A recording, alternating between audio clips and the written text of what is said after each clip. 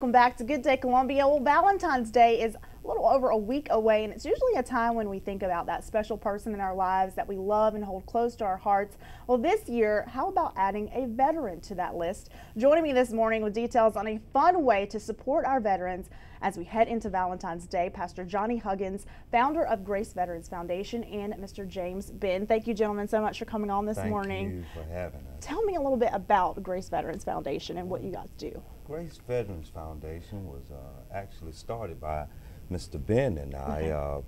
I was taking him to the VA hospital one day, and we saw a bunch of veterans walking around, and Mr. Ben said that's a shame that we have to fight out of the country and then come back home and fight in the country. So we decided to do something about it, and that's where Grace Veterans got started. Now, what are some of the things that you do for veterans? Well, we've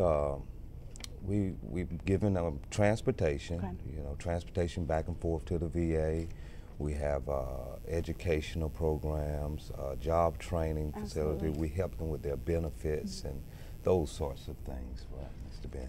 Yes, what we do mostly is try to rehabilitate the veterans back into the community. We're not worried about society as much as community, because the community is where we came from, and that's where we should come back from. You know, being a veteran, we go off to wars in different corners of the world, and we get back in our own home ground, and then we become second, third, fourth, and fifth class citizen. So as Pastor was taking me over to the VA this day, and we ride about and around town, we decided to do something about that, because a lot of veterans are wounded, loss of limbs, but no one never see the wound that's within. And then when you get back home, you had to continue to fight to get the medical and the education and the things that are needed. And so we decided to do something about it. It's a cause to rehabilitate that veteran back into society and make him a productive citizen.